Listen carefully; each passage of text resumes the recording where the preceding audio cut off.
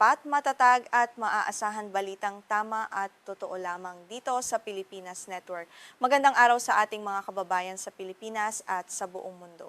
Huwag kalimutang pusuan ang video, sumubaybay at pindutin ang patingaw upang lagi kayong updated sa balita. Simulan na natin. Opisyal nang idineklara ng bansang Iran ang malawakang digmaan laban sa Estados Unidos. Ito ay matapos maglunsad ang militar ng Amerika ng pinalakas na mga pag-atake sa himpapawid sa iba't ibang bahagi ng bansa. Ang deklarasyong ito ay nagmula mismo kay Pangulo ng Iran, Masoud Pezeshkian, na nagbabala sa kanyang mga mamamayan na maghanda sa maaring maging epekto nito.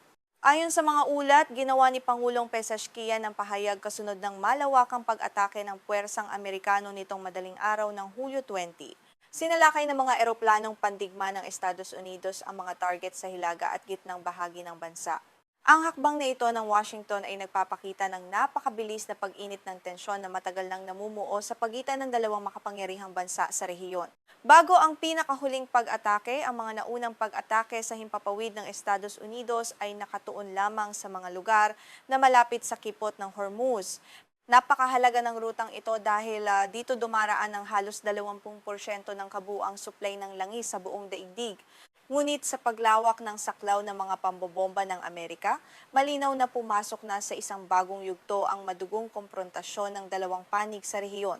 Iniulat ng Agence France Presse o AFP na ang lahat ng lalawigan sa Iran na tinarget sa ikasiyam na gabi ng pambobomba ng Amerika ay may mga base militar at sistema ng depensa sa himpapawid. Ipinapakita nito na ang pangunahing layunin ng Estados Unidos ay paralisahin ang kakayahang pandigma at depensa ng Teheran. Ang serye ng mga pag-ataking ito ay nagdulot na ng napakalaking pinsala sa mga estratehikong pasilidad sa loob ng bansa. Ito ang kauna-unahang pagkakataon na formal na nagdeklara ang Iran ng digmaan laban sa Estados Unidos mula nang tuluyang masira ang kasunduan sa tigilan putukan noong Hulyo 7. Ang pagbagsak ng diplomatikong pag-uusap ay nag-iwan ng malalim na lamat sa seguridad ng rehiyon at ang kasalukuyang deklarasyon ng Tehran ay nagpapatunay na tuluyan ng nawalan ng bisa ang mga nakaraang pagsisikap para sa kapayapaan. Sa kanyang talumpati sa harap ng mga opisyal sa Tehran, binigyang diin ni Pangulong Pezeshkian na ang pinakamahalagang labanan sa kasalukuyan ay hindi lamang sa larangan ng militar, kundi pati sa ekonomiya at kabuhayan ng mga mamamayan. Batid ng pamahalaan ng Iran na ang matinding presyon sa kanilang pananalapi ay maaaring magbunga ng malaking krisis at kaguluhan sa loob ng kanilang sariling lipunan dahil sa digmaan. Nagbabala rin ng Pangulo ng Iran na kapag ang kahirapan at kawalan ng katatagan sa ekonomiya ay nagdulot ng malawakang pagkadismaya sa publiko, maaari nitong mawasak ang suporta ng mamamayan sa pamahalaan. Ang matatag na pundasyong panlipunan na itinayo upang suportahan ang Estado ay nanganganib na gumuho kung magpapatuloy ang gutom at hirap na dulot ng matinding digmaang ito laban sa Estados Unidos. Bilang ganti sa mga pag-atake sa himpapawid ng Amerika, hindi na natiling pasibo ang Iran at naglunsad din ang sarili nitong mga pag-atake sa buong rehiyon. Ang Islamic Revolutionary Guard Corps o IRGC ay nagpahayag na matagumpay nilang tinamaan ang mga targets sa Bahrain, Jordan at Syria. Ang mga pag-ataking ito gamit ang mga misil at sasakyang panghimpapawid na walang piloto ay naglalayong ipakita sa mundo na may sapat na kakayahan pa ring lumaban ang sandatahang lakas ng Tehran.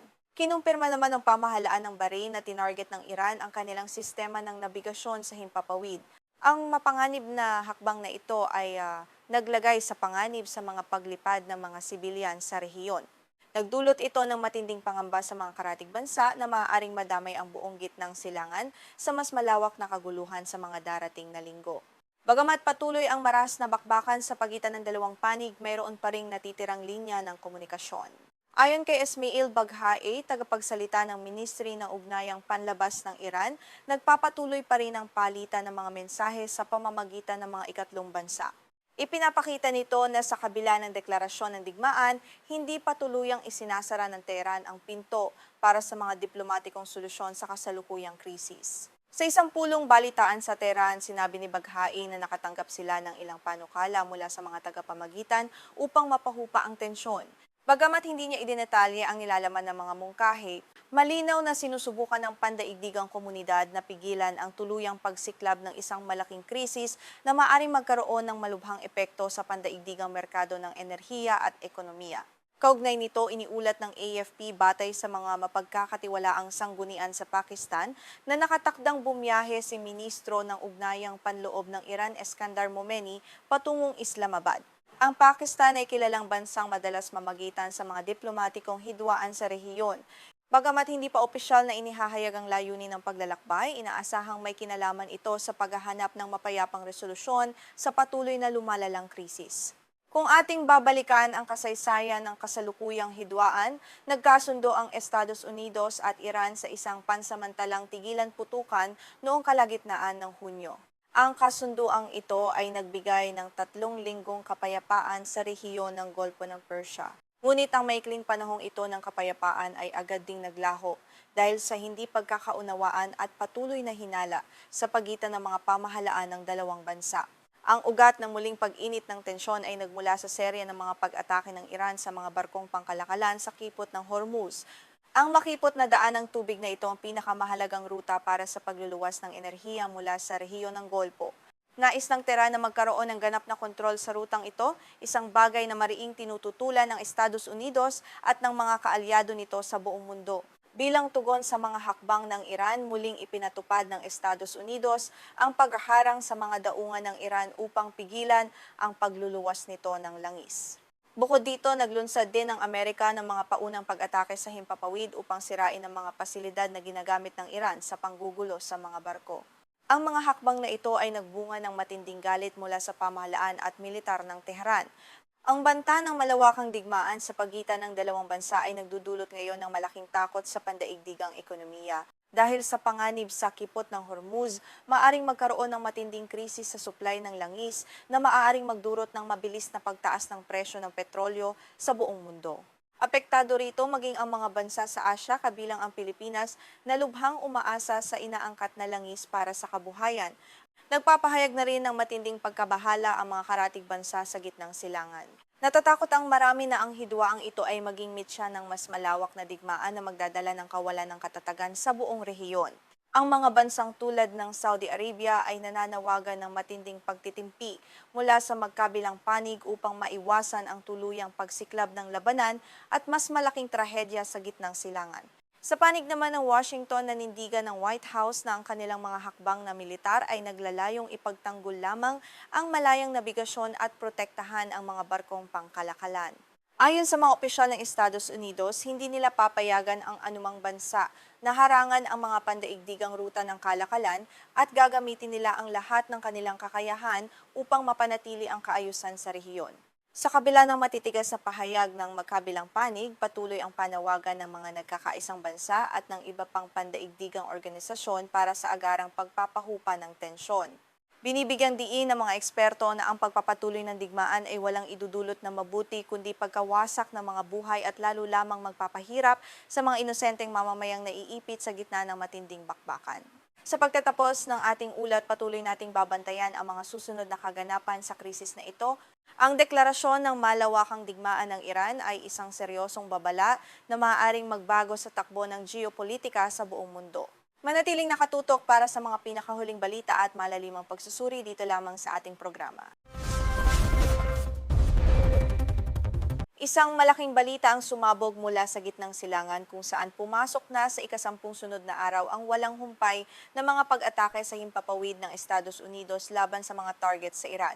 Ang matinding sagupang ito ay nagdulot ng malawakang pangamba. Agad namang gumanti ang Tehran sa pamamagitan ng pagpapakawala ng mga misil sa mga base militar ng Amerika sa rehiyon. Ayon sa opisyal na pahayag ng US Central Command o CENTCOM, ang ahensiyang nangangasiwa sa mga operasyong militar ng Amerika sa gitnang silangan, nagsimula ang serye ng pambobomba bandang alas 4 ng hapon. Ang marahas na hakbang na ito ay isinagawa sa ilalim ng direktang utos mula kay Pangulong Donald Trump na siyang pinakamataas na pinuno ng sandatahang lakas ng Estados Unidos upang pigilan ang banta ng Iran. Ipinaliwanag ng CENTCOM na ang pangunahing layunin ng malawakang operasyong militar na ito ay pahinain at tuluyang sirain ang kakayahang militar ng Iran. Ginamit umano ng Tehran ang mga pasilidad na ito upang magsagawa ng mga mararahas na pag-atake laban sa mga barkong pangkalakalan na naglalayag sa kahabaan ng Strait of Hormuz na isang napakahalagang daanan ng supply ng langis at enerhiya sa buong daigdig. Iniulat naman ng lokal na media sa Iran na niyanig ng malalakas na pagsabog ang iba't ibang estratehikong lugar sa bansa. Kabilang sa mga binomba ng puwersang Amerikanong isla ng Qeshm, gayon din ang mga baybaying lungsod ng Chabahar, Konarak, Bandar Abbas at Sirik sa timog na bahagi ng bansa. Hindi rin nakaligtas ang lungsod ng Isfahan na matatagpuan sa gitnang bahagi ng bansa kung saan tinamaan ang mga base nito. Bilang mabilis na tugon, nagpahayag ang militar ng Iran nitong madaling araw ng Hulyo 21 na naglunsad sila ng sunod-sunod na pag-atake gamit ang mga misil. Ang kanilang pangunahing target ay ang mga HIMARS o High Mobility Artillery Rocket System ng militar ng Estados Unidos na nakatalaga sa base militar ng Arif Chan sa Kuwait bilang direktang ganti sa ginawang pambobomba ng Amerika sa kanilang teritoryo. Ang base militar ng Arif yan na matatagpuan sa timog na bahagi ng Kuwait City ay itinuturing na isang napakahalagang pasilidad ng Estados Unidos sa rehiyon. Ito ang nagsisilbing pangunahing himpilan kung saan nakatalaga ang iba't ibang sangay ng militar ng Amerika, kabilang ang Navy, Air Force, Marine Corps at Coast Guard. Ang pag-atake rito ng Iran ay nagpapakita ng kanilang kahandaang palawakin ang digmaan. Ang kasalukuyang serye ng madugong sagupaan ay nagmamarka sa ikasampung sunod na araw ng direktang labanan sa pagitan ng dalawang bansa. Ito na ang itinuturing na pinakamalalang krisis at militarisasyon sa rehiyon mula nang tuluyang bumagsak ang kasunduan sa tigil putukan noong Hulyo 8. Ang mabilis na pagtaas ng tensyon ay nagdudulot ngayon ng matinding takot sa posibleng pagsiklab ng isang malawakang digmaan. Sa gitna ng lumalalang sitwasyon, naglabas ng matapang na pahayag ang Pangulo ng Iran na si Masoud Pezeshkian. Hayagan niyang sinabi na ang Iran ay kasalukuyan ng sumasailalim sa isang kabuuang digmaan laban sa Estados Unidos. Binigyang diin niya na kailangang maging makatotohanan ang pamahalaan at ang mamamayan ng Iran at dapat nilang tanggapin ang lahat ng kaakibat na mabibigat na kahihinatnan nito. Idinagdag pa ng Pangulo ng Iran na bagamat mabigat ang epekto ng mga pag-atake ng Amerika, hindi kailanman susuko ang kanilang bansa sa dayuhang puwersa. Nanawagan siya ng pagkakaisa sa kanyang mga mamamayan habang hinaharap ang matinding krisis sa seguridad. Ayon sa mga eksperto, ang pahayag na ito ay nagpapakita na walang balak ang Tehran na umatras sa laban sa kabila ng pinsalang tinatamo ng kanilang militar. Sa kabilang banda, muling pinagtibay ni Mohammad Bagher Ghalibaf ang tagapangulo ng parlamento ng Iran at tumatayong pinuno ng kanilang delegasyon sa negosasyon ang kanilang matigas na paninindigan. Ayon sa kanya, ang mga huling kilos militar ng Washington ay malinaw na patunay na ang Estados Unidos ay walang tunay na intensyon na wakasan ang lumalalang tensyon o magkaroon ng mapayapang resolusyon sa kanila. Sa kanyang opisyal na pahayag na inilathala sa X, binatikos ni Ghalibaf ang tila mapagpaimbabaw na aksyon ng pamahalaang Amerikano. Isinulat niya na patuloy na nagpapadala ng karagdagang mga kagamitang pangmilitar at armas ang Estados Unidos sa gitnang silangan, habang kasabay nito ay ipinagsisigawan sa buong mundo na nais nilang wakasan ang digmaan. Isang malaging kabalintunaan ang ginagawa ng Washington. Hindi rin nag-atubili si Ghalibaf na maliitin ang kakayahan ng Amerika sa kanyang pahayag. Sinabi niya na tila iniisip ng Estados Unidos na mahina ang kakayahang paniktik ng Iran, na itinulad pa niya sa mababang antas ng katalinuhan ng mga pinuno sa Washington. Giit niya, alam ng Iran ang mga maruruming laro ng Amerika at handa silang tapatan ito ng aksyon at hindi lamang puro salita sa mga pagpupulong. Upang mas maunawaan ang pinagmulan ng sigalot, dapat nating balikan ang kasunduan sa pansamantalang tigil putukan na nilagdaan ng dalawang bansa noong kalagitnaan ng Hunyo. Ang kasunduang ito ay nagbigay ng 3 linggong kapayapaan sa rehiyon ng Persian Gulf. Subalit ang kapayapaang ito ay naging panandalian lamang dahil sa muling pag-usbong ng matinding tensyon sa estratehikong daanan ng mga barko sa rehiyon. Ang pangunahing ugat ng hidwaan ay nagmula sa mga serye ng pag-atake ng Iran sa mga barkong pangkalakalan sa Strait of Hormuz. Ang rutang ito ay napakahalaga para sa pagluluwas ng langis mula sa rehiyon na pilit na kinokontrol ng Tehran. Dahil dito, nagpa siya ang Estados Unidos na muling ipatupad ang mahigpit na pagharang sa mga daungan ng Iran at maglunsad ng mga pag-atake sa himpapawid bilang direktang tugon sa mga naging aksyon nito. Ang pagharang na ito ng Amerika ay naglalayong pilayin ang ekonomiya ng Iran sa pamamagitan ng pagpigil sa kanilang pagbebenta ng langis. Gayunpaman, sa halip na sumuko, mas lalo pang naging agresibo ang Iran sa kanilang mga operasyong militar at ganteng atake.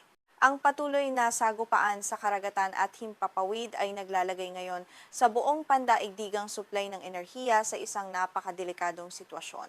Samantala, naglabas ng opisyal na ulat ang Pentagon tungkol sa pinsalang natamo ng kanilang puwersa. Ayon sa ulat noong Hulyo 20, halos 100 sundalong Amerikano na ang nasugatan mula pa noong Hulyo 7. Karamihan sa mga sugatang sundalo ay nakaranas ng bahagyang pinsala sa utak dahil sa lakas ng mga pagsabog mula sa mga ganting atake ng mga puwersang kaalyado ng Iran.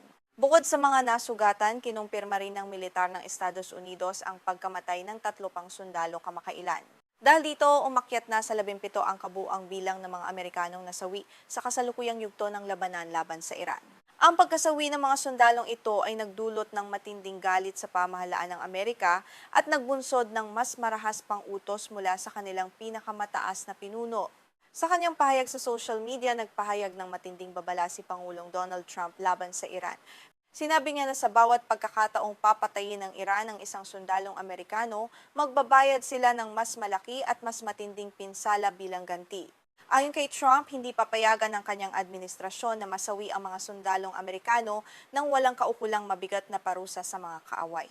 Idinagdag pa ni Trump na ang direktang utos na ito ay naiparating na kay kalihim ng tanggulan Pete Hegseth, kay tagapangulo ng pinagsanib na lupon ng mga pinuno ng Sandatahang Lakas Daniel Cain, at sa lahat NH Komandante NH Militar NH Estados Unidos. Nangangahulugan ito na malaya ang mga general na gamitin ang buong lakas ng kanilang sandatahang lakas upang durugin ang anumang banta at ipagtanggol ng buong lakas ang mga interes ng Amerika. Sa kabila ng marahas na pambobomba, inihayag ng pamahalaan ng Estados Unidos na bukas pa rin ang mga linya ng komunikasyon at negosasyon sa pagitan ng Washington at Tehran. Gayunpaman, magpapatuloy ang mga pag-atake sa himpapawid hanggat walang bagong utos mula kay Pangulong Trump. Patuloy nating babantayan ang mainit na sitwasyong ito na maaaring magpabago sa takbo ng geopolitika sa buong mundo. Manatiling nakatutok para sa mga susunod na ulat.